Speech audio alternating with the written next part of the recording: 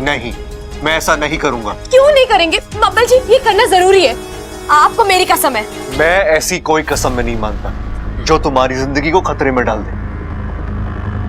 मैं चाहे तो पूरी जिंदगी एक इच्छाधारी नाग बन के रह लूंगा, लेकिन तुम्हारे साथ कुछ गलत हो नहीं, मुझसे बर्दाश्त नहीं होगा। मुझसे भी आपकी हालत देखी नहीं जा रही बब्बल जी, इसलिए कह रही हूँ, मान लीजिए मेरी बात। नहीं, कभी नहीं।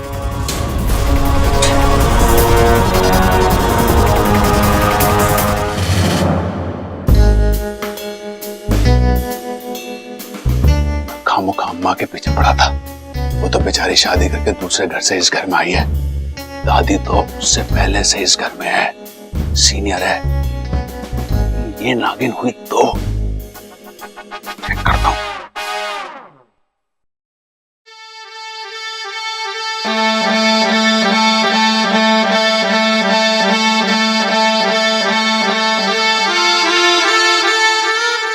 अरे ये भोपू कौन बजा रहा है? असर हो रहा है प्रबल, असर हो रहा है।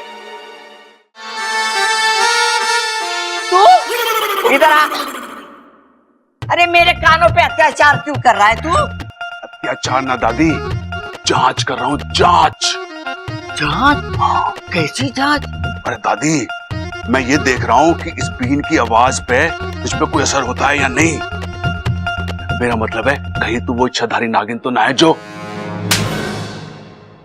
दादी को नागिन बोल रहा है? शर्म नहीं आती तुझे? तो दादी बस एक बार चेक करने दे, मुझे तसल्ली हो जाएगी कि तू नागिन है या नहीं। दादी थप्पड़ मारने से पहले पूरी बात तो सुन ले। बोल, क्या बोलना चाहता है तू? बोल। ना दादी, आज ना, कल बताऊंगा, कल।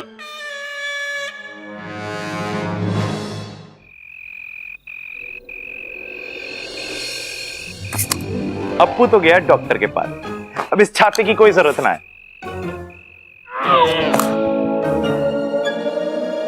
सुबह इच्छा के चक्कर में बात अधूरी रह गई।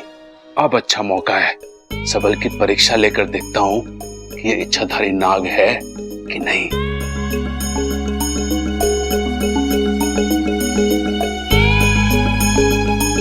छोटे, मैंने तेरे लिए एक नया घर खरीदा है। घर? मेरे लिए अलग से? भाई, आप अगर मुझसे नाराज हो तो मुझे सीधा सीधा मुंह पे बोलो ना।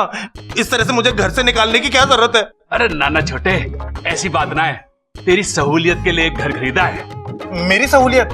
अरे मुझे तो कोई तकलीफ ही नहीं है यहाँ पे, मैं तो आप सबके साथ बहुत खुश हूँ। ना, मैं आप सबको छोड़ के अलग घर में नहीं जाऊंगा। अरे नाना छोटे, मैं तुझे हम सबसे अलग थोड़ी ना कर सकता हूँ। तू हमारे साथ रहेगा इसी घर में, और तेरा ये नया घर इसी घर में होगा। अरे इसी घर में? कैसी बातें कर रहे हो भाई, ऐसा तो हो ही नहीं सकता। क्या आप भी यार अजीब अजीब। अरे हो सके। वाह, देख, इसमें तू आराम से रह सकता है कि नहीं?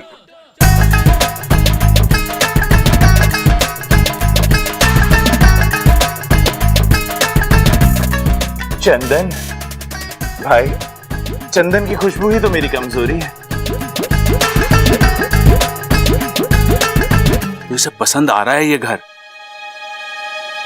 छोटे, अब एक काम कर, तू इसमें बैठ जा और चिंता मत कर, मैं ये बात किसी से नहीं कहूंगा। क्या नहीं बताओगे? अरे यही कि तू दो रूप ले सकता है। थैंक यू भाई, आप अपनी आंखें बंद कर लो, मैं अपने नए घर में चला जाता हूँ, ठीक है? हाँ, आंखें बंद करो। अब खोलो।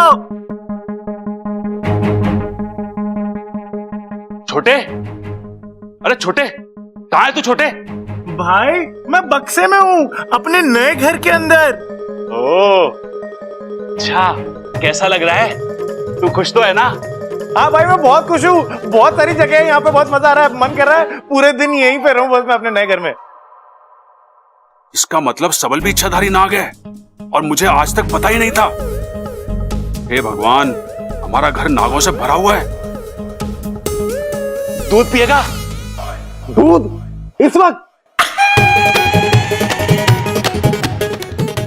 अरे छोटे, तेरे अंदर गायब होने की भी शक्ति है।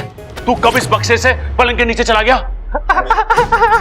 क्या भाई आप भी, मैं तो इस बक्से के अंदर था ही नहीं, मैं तो तब से तखत के नीचे था।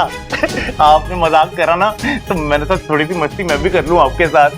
लेकिन तू तो इसमें, अरे क्या भाई, मुझे एक बात समझ में नहीं आती, हर बार इतने अजीब अजीब से मजाक लाते कहां से हो आप खुद ही सोचो। क्या मेरे जैसा हट्टा कट्टा नौजवान इस बक्से के अंदर रह सकता है? इसमें तो मेरी खुराक भी ना है। हंस रहे हो? लगता है सबल इच्छाधारी नाग नहीं है। चलो अच्छा है, मेरा एक भाई तो पूरा इंसान है।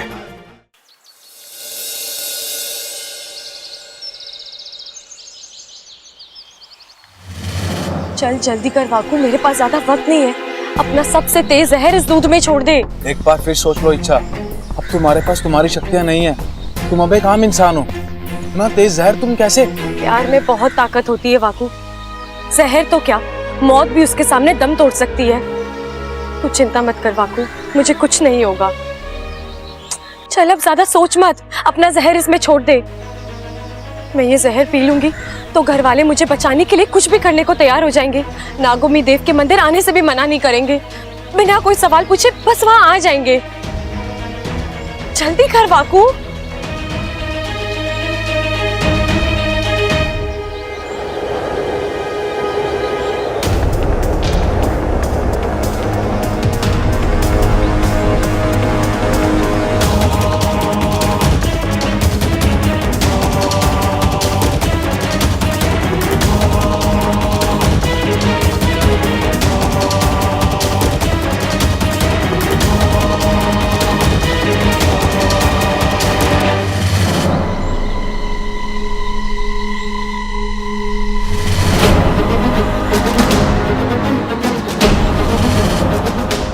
तुम ठीक हो?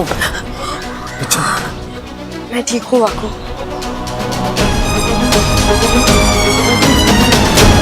अड़क, तेरा कुश्ती का मुकाबला कैसा रहा? कैसा क्या रहा, मैं जीता। 102 किलो के पहलवान को पछाड़ा मैंने।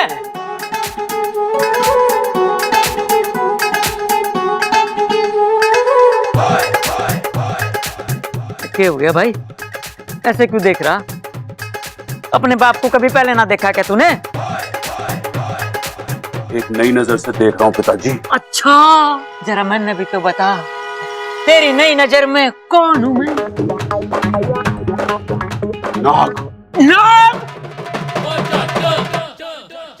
अपने बाप को नाग कह रहा तू? तो फिर शुरू हो गया। गुरु, अरे नाना, आप सब बड़ों के होते हुए मैं गुरु कैसे बन सकता हूँ? मैं तो छोटा ही भला हूँ, मैं तो बस भाई गुरु नहीं, शुरू। खड़क, इन दोनों को चुप करा वरना मैं तेरा सर फोड़ दूंगी। अरे भाई चुप हो जाओ, वरना तुम्हारे चक्कर में हमारा सर फूट जाएगा। चुप हो जाओ। ए माँ, ये इच्छा कहाँ है, दिखाई नहीं दे रही। किसी काम से बाहर गई है, आती होगी। अच्छा। अरे भाभी, अरे मेरा दूध नहीं आया, गर्म नहीं हुआ क्या अभी तक? लाई चाय कहाँ गए, ये लो।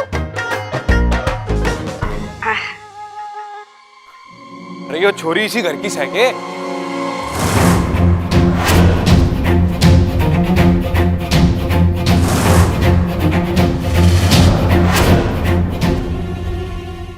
इच्छा, क्या हुआ तुम्हें? तुम ठीक तो? भाई साहब इसे हुआ क्या?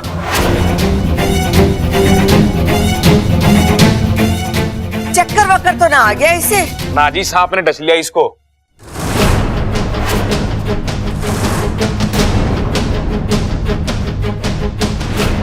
सांप ने? प्रबल, जल्दी से डॉक्टर को फोन लगा। हाँ दादी। बबल, छोरी को अंदर ले चल।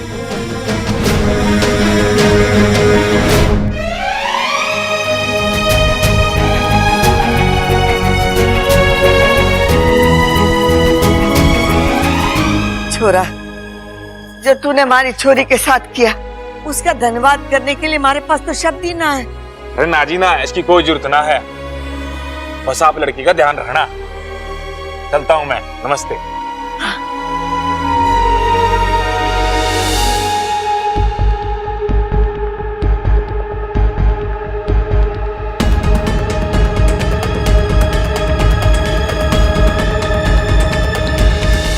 डॉक्टर साहब, अब कैसी तबीयत है छोरी की? देखिए, इन्हें किसी जहरीले सांप ने काटा है, जिसका जहर पूरे बदन में फैल चुका है। मैंने एंटीडोट इंजेक्शन तो दे दिया है, पता नहीं इसका असर हो पाएगा या नहीं। मतलब इच्छा की जान को कोई खतरा तो नहीं है ना? देखिए, अभी इसके बारे में कुछ कह पाना मुश्किल है।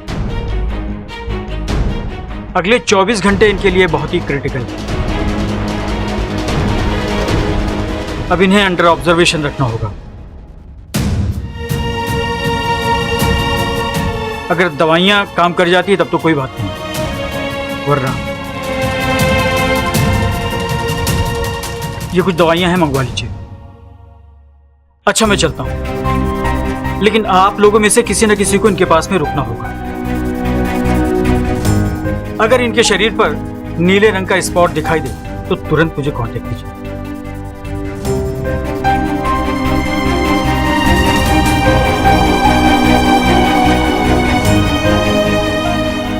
सबल, ये दवाई लानी है सबल।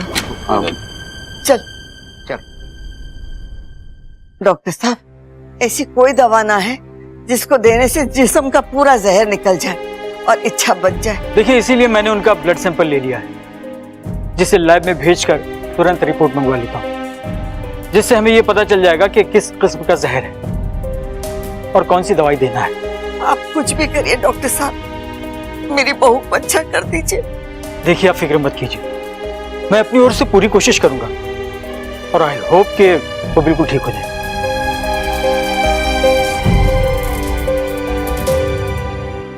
हे शिव जी, इच्छा की रक्षा कर, उसे ठीक कर दीजिए।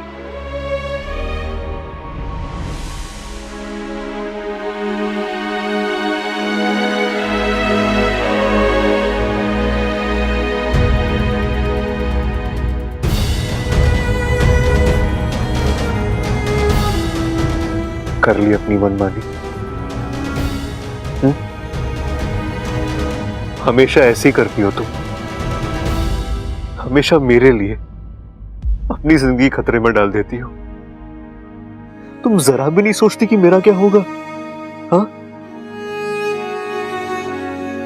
इच्छा अगर तुम्हें कुछ हो गया ना तो तुम नहीं जानती, मैं जी नहीं पाऊंगा। इच्छा, ऐसे कैसे नहीं जी पाएंगे? आप एक आम इंसान की जिंदगी जी पाए, तभी तो ये जद्दोजहद की है मैंने। आप जानते हैं, मैं आपको तकलीफ में नहीं देख सकती। अब तुम्हारी हालत देखकर मुझे बहुत खुशी हो रही है ना? आप खामखा परेशान हो रहे हैं बब्बल जी। माना कि मैंने अपनी जिंदगी खतरे में डाली है, लेकिन मैं इस खतरे से बाहर निकलना भी जानती हूँ, तभी तो ये किया है मैंने। बब्बल जी, मैं अपने आप को कुछ होने नहीं दूंगी, क्योंकि मुझे अपनी पूरी जिंदगी आपके साथ बितानी है। वो तो हम जरूर बिताएंगे। अच्छा, मैं तुम्हें कुछ नहीं होने दूंगा। बताओ मुझे, वो मंदिर का है, मैं तुम्हें ले चलता हूँ। सिर्फ मुझे नहीं बब्बल जी, पूरे परिवार को ले जाना होगा। आप पहले सबको मना लीजिए, फिर मैं आपको मंदिर का रास्ता बताती हूँ। ठीक है।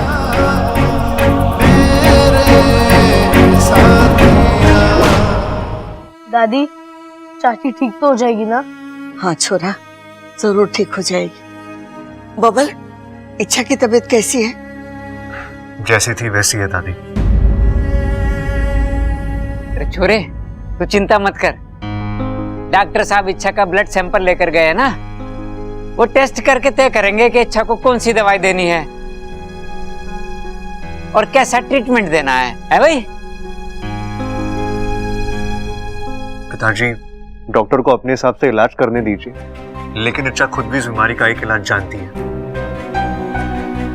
और उसे पक्का यकीन है कि वो उस इलाज से ठीक हो जाएगी। तो बता ना छोरा, किस बात की देर कर रहा है?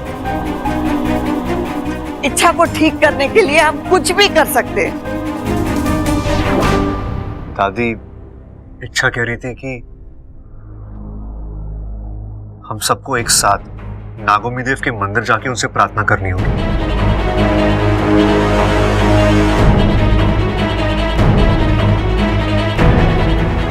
उनसे माफी मांगनी होगी कि अगर अनजाने में हमसे कोई गलती हुई है तो वो हमें माफ कर दे, और ऐसा करने से नागोमी देव इच्छा को ठीक कर देंगे। नागोमी देव यानी नागों के देव? जी। ये वही है ना जिन्हें इच्छा बहुत मानती है? बब्बल, कहाँ है वो मंदिर? पिताजी, वो भी इच्छा को ही पता है। अच्छा, आप अंदर आइए ना प्लीज, आइए। चल।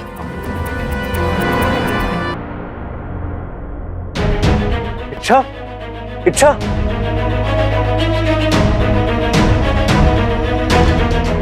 ये नीले दाग, इसका मतलब जहर फैल रहा है।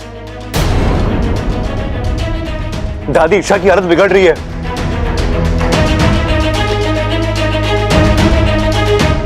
इच्छा में दादी, हमारी आवाज सुनाई दे रही है ना छोरी? देख छोरी, जो तारी श्रद्धा वो हमारी श्रद्धा। तो बता दे, वो मंदिर कहाँ है? हम सब तेरे साथ चलेंगे वहां।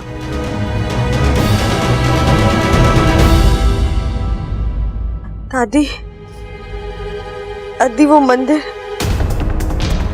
नागिस्तान में है।